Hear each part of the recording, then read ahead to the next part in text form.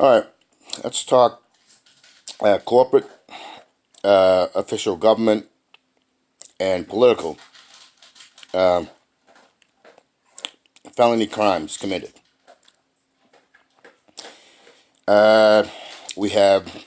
Let's start off with a great piece done by AJ Plus on the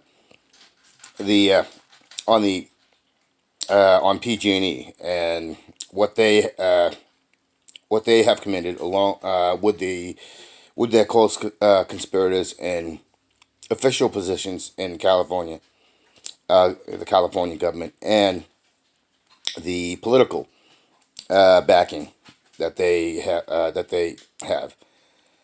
And so check out AJ Plus. It's about 2 weeks old. I just happened to look at it, and it's a great piece. It was done smartly, and but there was one thing that in that really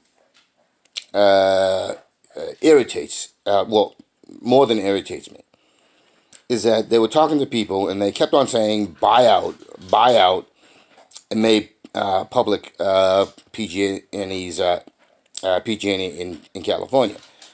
Now, if you watch AJ Plus's coverage, and that's about 2 weeks old, you you'll get an understanding of what I'm talking about. So check it out because I can't really go through all of it. But basically, just like Wells Fargo and the pharmaceutical industry and everything else, and the political backing and the official backing that takes place with all these, including the banking and all, you name it. There's not a single corporation who is not getting official and political backing. And official and political backing means more than just you know politicians. I'm talking about the unelected officials placed in regulatory sectors. I'm talking about the judicial branch with judges and prosecutors and so on and so forth who rule in favor or don't prosecute, or if they do anything, they do go with this lawsuits, and the corporations know that they can commit the crimes that they do, the felony crimes that they do, and pay off, and then pay off in the lawsuits, and yet continue to reap monetary benefits, greater monetary benefits by committing the felony crimes that they commit.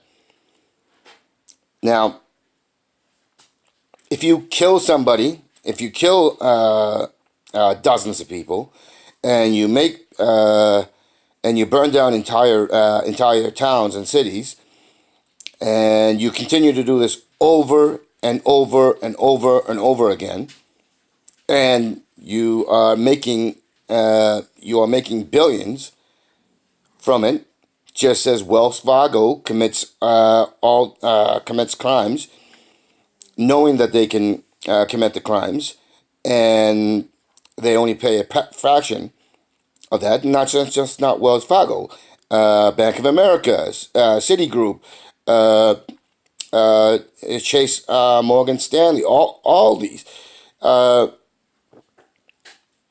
When you can make more money by committing a crime, and there's no real ramifications, and your shareholders, who should be saying to their head guys, hey, no, none of this crap. That's a crime. It's illegal, and we don't want to be reaping monetary benefits by committing crimes. Uh, you know, it's all about that. So check out, as I said, check out AJ Plus. Um, People are aware of what Wells Fargo, and then there's of course the case with the opioid the opioid crisis that was artificially generated by companies like Sackless, Purdue Pharma. You got Monsanto. You got Dow and Dow Chemicals and DuPont, and then you got the fossil fuel companies, and so it's uh, when there's no real world ramifications in being able to commit the crimes and still being able to make billions. That's called a crime. Uh, it's called dozens of different criminal actions, and when you can use that money to put in politicians who will appoint officials, it doesn't matter what label you have, you're still committing a crime. And they have people, and this is what's absolutely insane to me, is that even though that all of these people that I've just talked about have committed crimes, felony crimes, crimes that the average person can't even consider doing because they don't have the money, they don't have the structure, they don't have any influence or power. Uh, yet we can be sent to jail for 30, 40, 50 years for smoking marijuana, uh, or shoplifting a handbag, uh, or jaywalking, or whatnot. It's just absolutely insane that AJ Plus did a interview with people, and they're talking about buying out, and I'm like, why would you? Let's okay, let's back it up for a bit. Somebody comes into your house, all right. Somebody comes into your house. They walk in brazenly. You're in the house. They come in. They take your TV. They take your jewelry. They take your money. They take all of that. Okay. And then you're told, and then you're basically saying, "Oh, we should compensate the thief." Uh, and let's say that thief brutalized you on the way out. All right. And you're saying, oh, he should be compensated because you didn't you left the door unlocked, and so they walked in, even though they've broken the law by walking into your home, whether your door was locked or not, and they brutalized you and stole everything that could that they could get money for. And because, let's say, this person who walked in had political connections and social connections, so basing it on how much sense does it make to compensate the person that perpetrated the crimes upon you? What In what universe does that make any sense? That's exactly what happened with PG&E, with the opioid, with the pharmaceutical companies, with ExxonMobil, Dow Chemicals, DuPont, 3M, um, with the military industrial complex, with the banking, uh, with the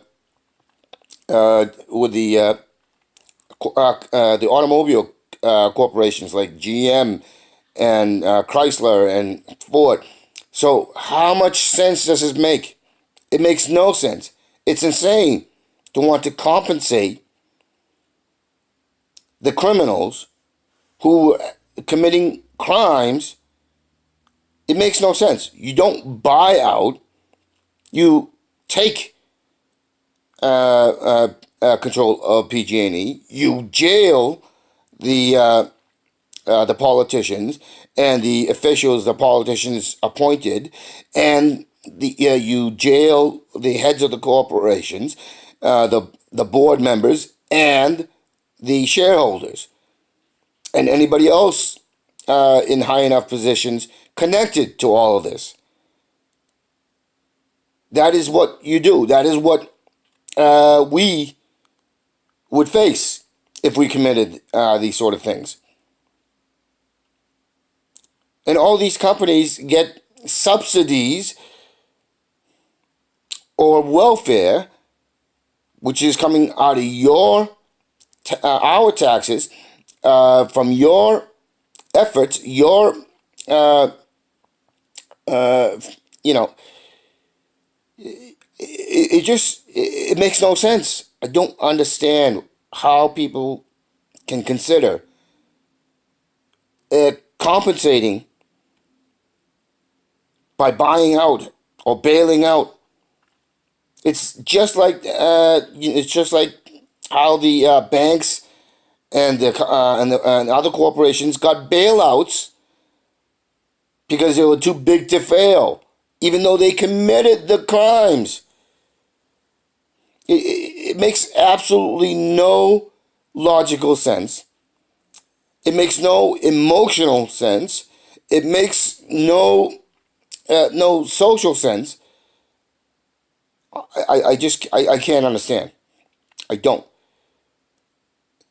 In my book, you commit the crime, you go to jail. You commit the crime, you get put to death, like so many.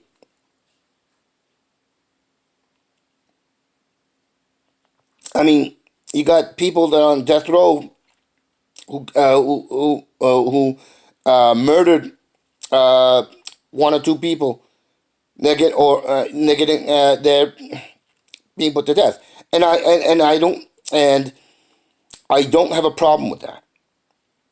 But you got corporations who are killing. You got corporations who are killing thousands of people with their criminal felonies,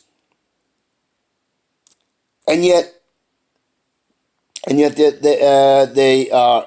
get money, they get more influence.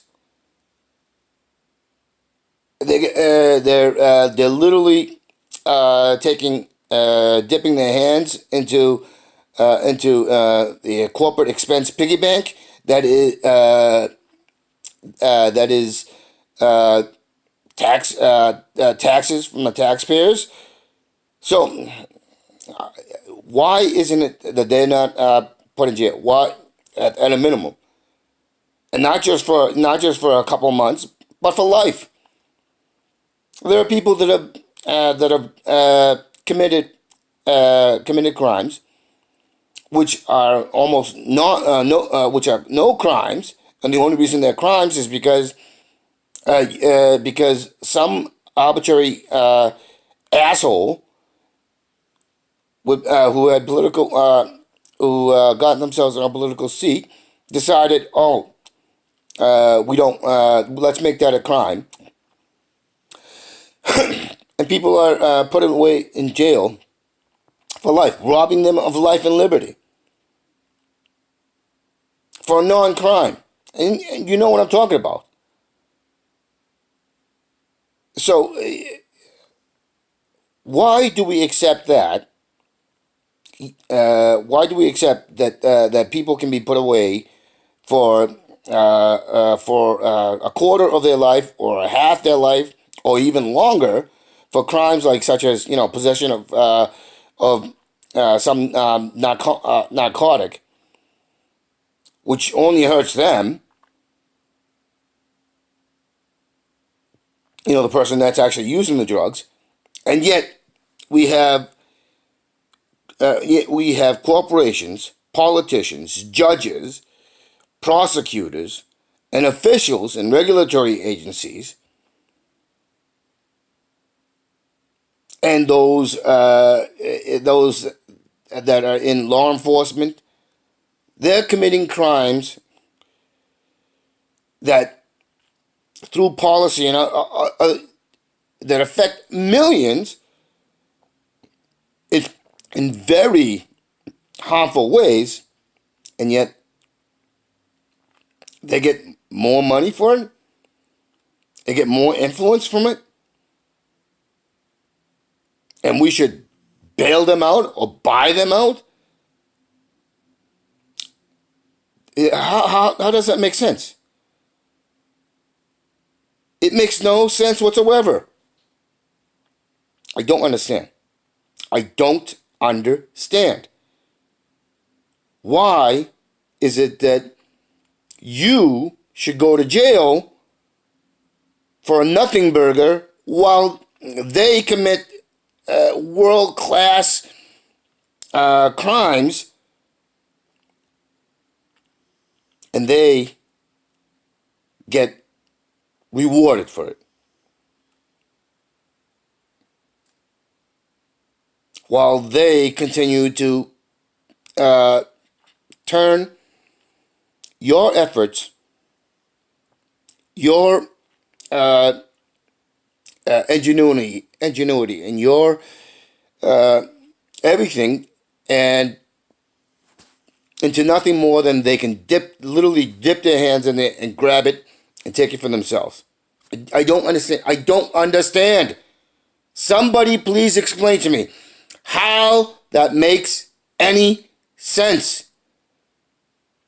How we cannot empathize with those of us who are having crimes committed upon us minute by minute, hour by hour, day by day, week by week, month by month, year by year. It is we who are the victims. Why is it that the victims should pay while the perpetrators get rewarded? Please explain to me this. Where is the rationale? Please explain. Because I consider myself a rather intelligent person, but I just can't grasp. I can't hold or see how that such insanity